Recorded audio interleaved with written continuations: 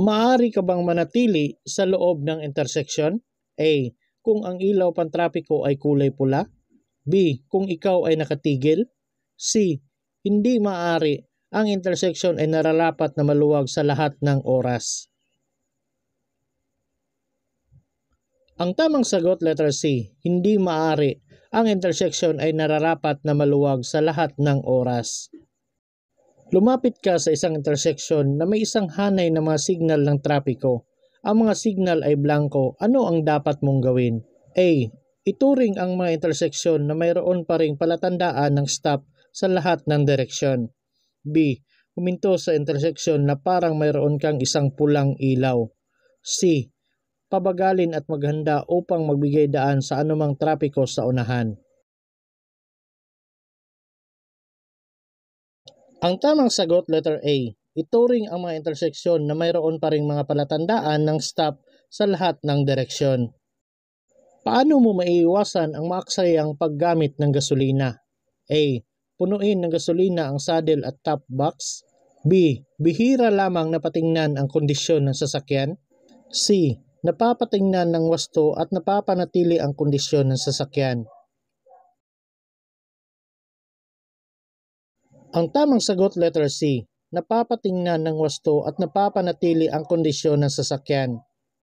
Hindi maaaring pumarada o huminto ang driver sa tabi ng kalsada na may nakasulat na stop kung ito ay sakop ng A.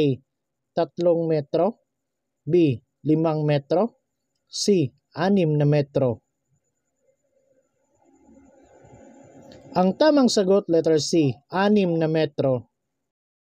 Ang yellow box pavement marking ay pinipinta sa loob ng intersection na walang sasakyan ang A. Pinahihintulutang dumaan, B. Pinahihintulutang bumusina, C. Pinahihintulutang huminto. Ang tamang sagot, letter C. Pinahihintulutang huminto. Ano ang pinakamainam na paraan sa pagbibigay ng karapatang dumaan? A. Pagbibigay ng daan, B.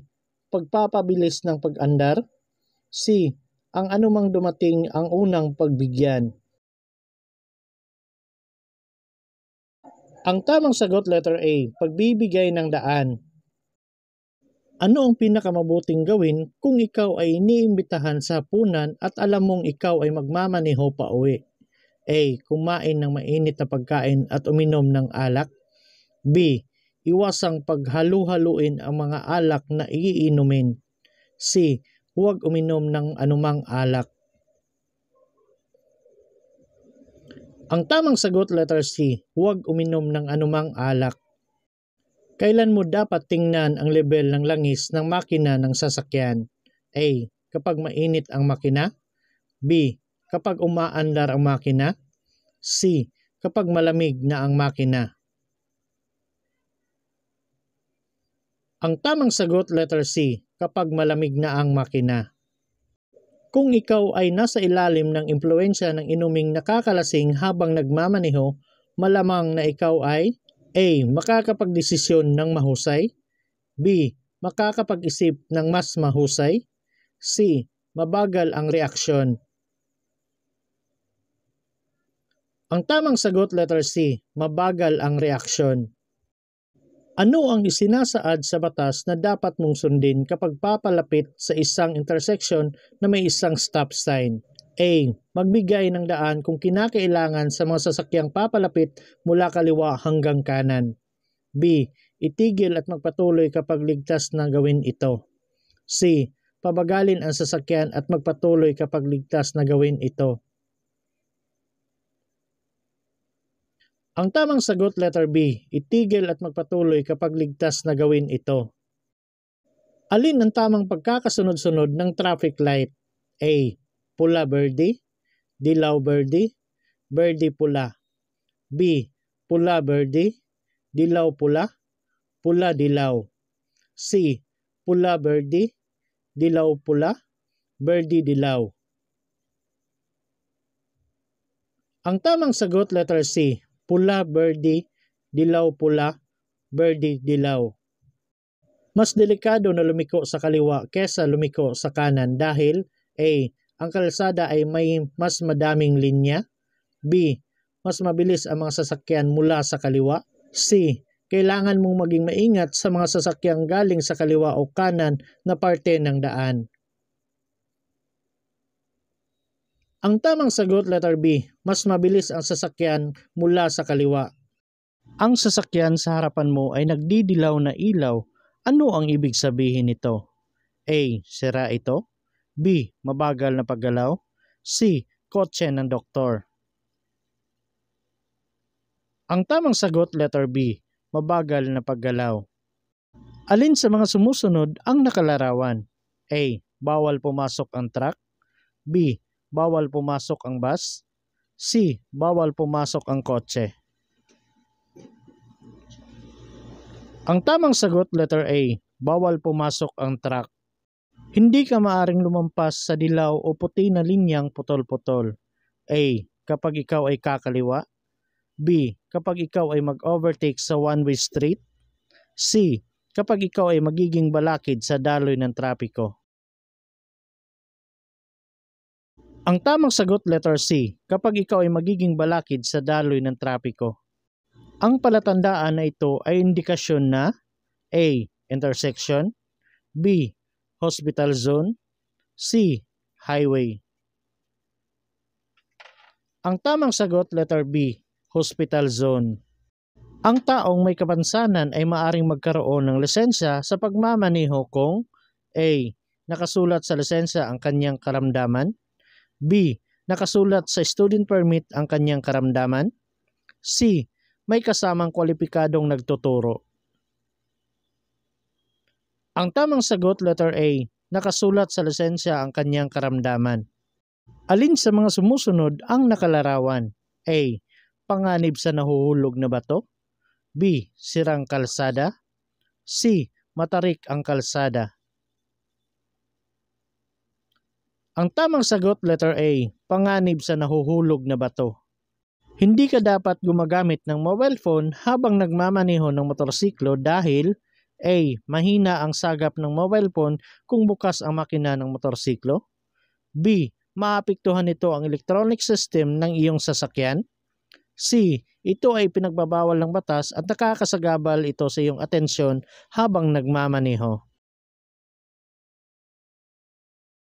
Ang tamang sagot, letter C. Ito ay pinagbabawal ng batas at nakakasagabal ito sa iyong atensyon habang nagmamaneho. Kapag kailangan mo ng salamin sa mata para makakita ng maayos, kailan mo dapat ito isuot? A. Sa pangit na panahon. B. Sa mabigat na daloy ng trapiko. C. Kapag nagmamaneho. Ang tamang sagot, letter C. Kapag nagmamaneho. Ano ang dapat mong gawin kapag pinapatakbo ka ng pulis pantrapiko kahit pula na ang traffic light o sinyas na nagpapahinto? A. Hindi ka dapat sumunod sapagkat kung susunod ka ay huhulihin ka. B. Dapat kang sumunod. C. Hindi mo dapat pansinin ang pulis pantrapiko at hintayin ang traffic light na maberde. Ang tamang sagot, letter B. Dapat kang sumunod. Totoo ba na ang di kumikilos na pulang trapikong ilaw ay nangangahulugang dapat kang huminto hanggang ang sangang daan ay maging maaliwalas para magpatuloy? A. Totoo. B. Hindi totoo. C. Walang sagot. Ang tamang sagot, letter B. Hindi totoo. Ang mga driver ay nararapat na magbigay daan sa mga sasakyang may blinkers at sirena na nakabukas dahil sila ay A. Malaking sasakyan. B. Maliit na sasakyan. C. Sasakyang tumutugon sa gipit na kalagayan or emergency. Ang tamang sagot, letter C. Sasakyang tumutugon sa gipit na kalagayan or emergency. Ang busina ay para sa A. Pampagising. B. Ingay. C. Magbigay babala para makaiwas sa disgrasya. Ang tamang sagot, letter C. Magbigay babala para makaiwas sa disgrasya. Sino ang may prioridad sa intersection kung may dalawang sasakyan ang dumating? A. Ang sasakyang nasa kaliwa ang prioridad. B. may prioridad ang higit na mas malaking sasakyan? C. Ang sasakyang nasa kanan ang may prioridad. Ang tamang sagot, letter C. Ang sasakyang nasa kanan ang may prioridad. Ano ang ibig sabihin ng senyas trapiko na ito? A. Bawal pumasok ang masasakyang 30 taon ang edad. B. Pinakamababang itinakdang bilis. C. Katapusan ng pinakamataas na itinakdang bilis. Ang tamang sagot, letter C. Katapusan ng pinakamataas na itinakdang bilis. Ano ang dapat mong gawin kapag nakita mo ang ilaw trapiko na ito? A. Magpatuloy. B. Maghintay sa pulang ilaw. C. Magpatuloy kapag walang sagabal sa kabila. Ang tamang sagot, letter A. Magpatuloy. Ano ang ibig sabihin ng dilaw na ilaw pantrapiko na kumukurap-kurap? A. Bagalan ang takbo at magpatuloy kung walang panganib. B. Hintayin hanggang maging berde ang ilaw. C. Huminto at hintayin ang pulang ilaw. Ang tamang sagot, letter A. Bagalan ang takbo at magpatuloy kung walang panganib. Ang dubling buong dilaw na linya ay A. Hindi dapat tawiran kailanman.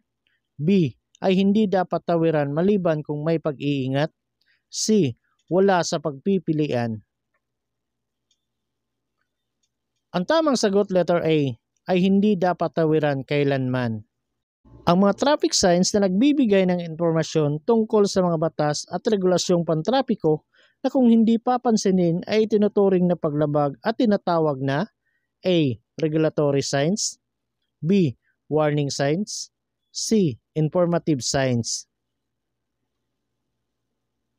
Ang tamang sagot, letter A. Regulatory signs. Alin sa mga sumusunod ang nakalarawan? A. Madulas ang kalsada.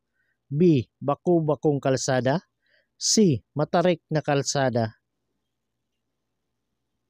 Ang tamang sagot, letter B. Baku-bakong kalsada.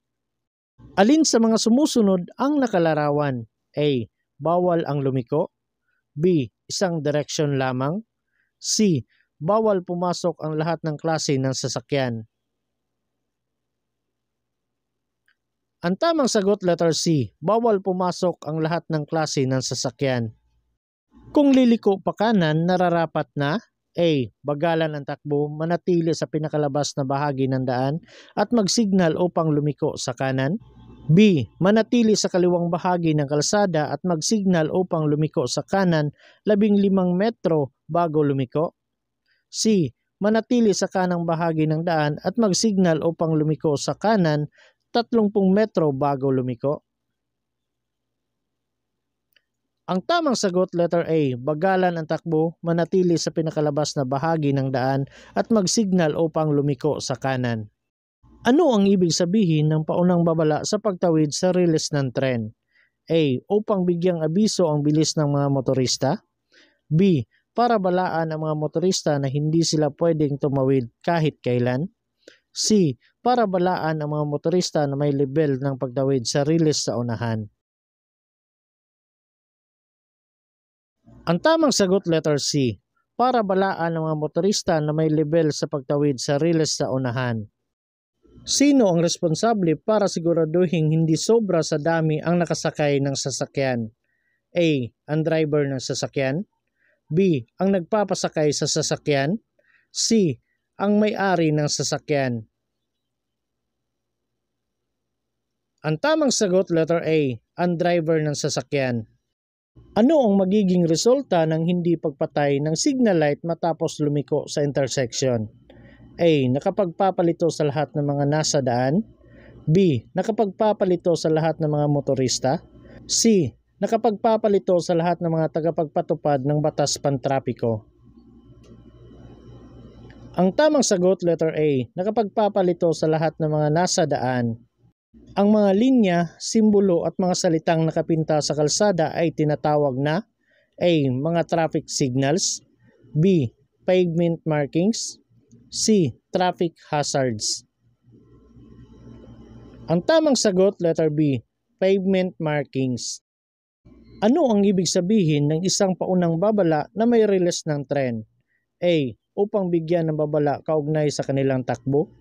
B. Upang balaan ang mga motorista na hindi sila maaring pumarada anumang oras. C. Upang balaan ang mga motorista na may riles ng tren sa unang bahagi ng kalsada. Ang tamang sagot, letter C, upang balaan ang mga motorista na may riles ng tren sa unang bahagi ng kalsada. Kapag ginagamit ang pangunahing bilis bilang gabay, ang pagpili ng bilis ay nakadepende sa A. Bilis ng sasakyan na minamaneho. B. Kasanayan ng driver. C. Lahat ng nabanggit. Ang tamang sagot, letter C, lahat ng nabanggit. Kung kakaliwa, saan dapat nakaposisyon ang iyong motorsiklo? A. Sa pinakamalapit na kurbada ng highway. B. Sa pinakamalapit na gitna ng highway. C. Sa pinakamalapit na gilid na linya ng highway. Ang tamang sagot, letter B, sa pinakamalapit sa gitna ng highway. Ano ang ibig sabihin ng solid yellow line sa kalsada? A. Maaari kang mag-overtake. B. Ipinagbabawal ang pagpalit ng lane. C. Pinapahintulutan ang pag-U-turn. Ang tamang sagot, letter B, pinagbabawal ang pagpalit ng lane. Ang isang driver ay maaaring mai-exempt mula sa suot na helmet. A. Sa kondisyon ang driver ay nagnanais na gamitin ang motorsiklo sa isang maikling drive lamang. B. Sa kondisyon ang mahabang biyahe ay hindi sa abalang kalsada. C. Maikli at mahabang biyahe ay hindi kailanman isang eksepsyon sa hindi pagsuot ng helmet. Ang tamang sagot, letter C, maikli at mahabang biyahe ay hindi kailanman isang eksepsyon sa hindi pagsuot ng helmet. Ano ang tamang senyas kung liliko pakaliwa? A. B. C. Ang tamang sagot, letter B. Pinapayuhan ang mga driver ng motorsiklo na buksan ang kanilang mga headlight. A. Araw o gabi. B. Sa gabi. C. Kapag malakas ang ulan. Ang tamang sagot, letter A. Araw o gabi. Ano ang dapat mong gawin kung nais mong mag-overtake sa sasakyan sa iyong harapan ngunit hindi ka sigurado kung ligtas ito? A. Huwag mag-overtake kung nag-aalinlangan. B. Sundin ang isa pang sasakyan na nag-o-overtake. C. Bilisan ang iyong takbo pero magpailaw ng iyong headlight sa mga paparating na sasakyan. Ang tamang sagot, letter A. Huwag mag-overtake kung nag-aalinlangan. Ano ang ibig sabihin ng solid yellow line sa kalsada? A. Maaari kang mag-overtake. B. Ipinagbabawal ang pagpalit ng lane. C. Pinapahintulutan ang pag-U-turn. Ang tamang sagot, letter B. Ipinagbabawal ang pagpalit ng lane. Ano ang ibig sabihin ng sinyas trapiko na ito? A. Maaari kang magparada sa mga araw na pinapakita. B. Walang paradahan kahit kailan. C. Walang paradahan mula Lunes hanggang Biyernes. Ang tamang sagot, letter C, walang paradahan mula Lunes hanggang Biyernes. Ang isang driver na natutulog ng maaga para sa trabaho sa susunod na araw ay isang simbolo ng A. Isang matulungin na driver. B. Isang magalang na driver. C. Isang professional na driver. Ang tamang sagot, letter C, isang professional na driver. Ikaw ba ay obligadong kumuha ng Certificate of Public Convenience mula sa LTFRB bago ka magmaneho ng iyong tricycle? A. Oo. B. Hindi. C. Nakadepende sa sakop ng biyahe. Ang tamang sagot, letter B. Hindi. Ano ang nilabag ng rider na ito? A. Republic Act No. 10666 o Children's Safety and Motorcycle Act.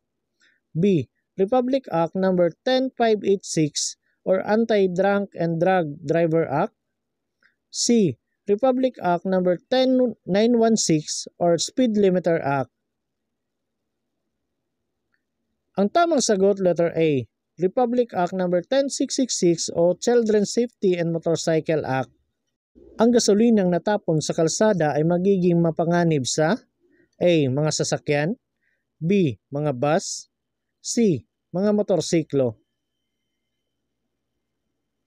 Ang tamang sagot, letter C, mga motorsiklo. Legal ba na magkaroon ng bukas na tambutso ang mga motorsiklo o tricycle? A. Oo, sa mga lugar na nangangailangan ng palusong o paahon na pagmamaneho. B. Oo, kung ang sasakyan ay nakakaranas ng mababang lakas. C. Hindi. Hindi ito maaring maging legal. Ang tamang sagot, letter C, hindi. Hindi ito maaring maging legal. Para sa mga motorsiklo, kapag paparating sa palusong, ang mga driver ay dapat na A. Lumipat sa neutral, B. Lumipat sa mas mataas na gear, C. Lumipat sa mas mababang gear. Ang tamang sagot, letter C, lumipat sa mas mataas na gear. Nasa likod ka ng isang malaking sasakyan, paano mo mapagbuti ang iyong pananaw sa unahan? A. Lumipat sa kanan, B. Manatili sa malayong likuran, C. Mag-overtake sa lalong madaling panahon. Ang tamang sagot, letter B, manatili sa malayong likuran. Ano ang dapat mong patayin bago ka magmaneho? A. Chalk, B. Senyas sa pagliko, C. Headlight. Ang tamang sagot, letter A, chalk. Aling diagram ang tama? A. B. Or C? Ang tamang sagot, letter B. Ano ang dapat na maksimum na timbang ng iyong motorsiklo? A. 2 beses ng bigat ng aking katawan, B. 3 beses ng bigat ng aking katawan, C. 4 na beses na bigat ng aking katawan. Ang tamang sagot, letter B, 3 beses na bigat ng aking katawan.